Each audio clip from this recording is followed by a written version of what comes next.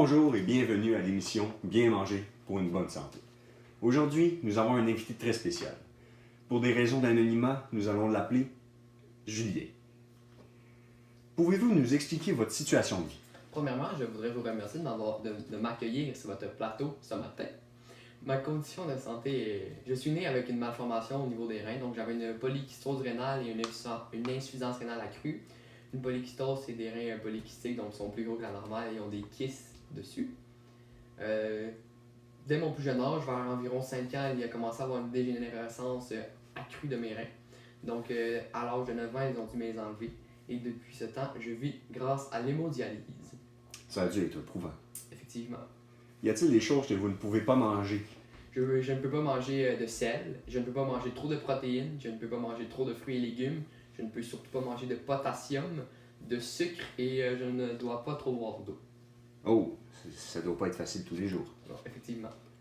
Jeff, qu'est-ce qui est différent entre une alimentation saine et une diète de dialyse?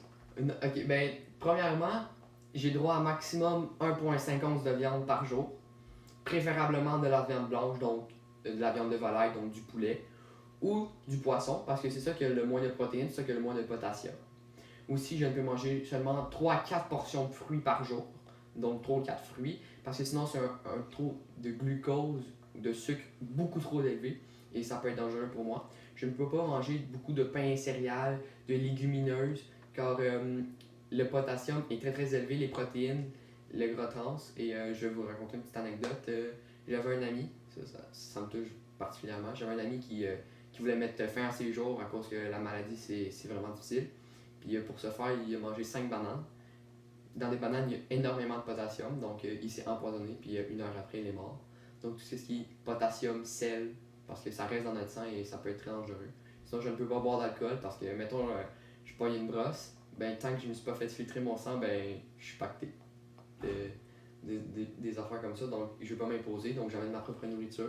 Mes soupers entre amis sont beaucoup plus restreints. Je vis beaucoup de solitude. Depuis, pour la santé physique, c'est aussi très difficile parce que je n'ai pas tous les nutriments dont le corps a besoin.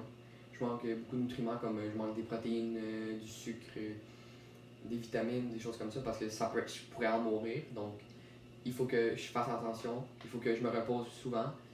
Puis surtout, les plus dures journées, c'est les journées très chaudes parce que je peux juste boire 1 litre d'eau par jour maximum. Donc dans les grosses canicules, il faut que je fasse attention, il faut que je reste toujours au frais. Donc c'est dur autant psychologiquement que physiquement.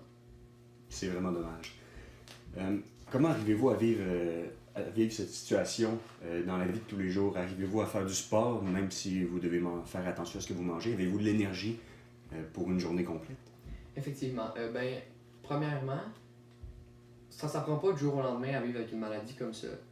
Au début, c'était très difficile, mais plus ça va, plus je me suis habitué, je suis adapté à cette situation-là.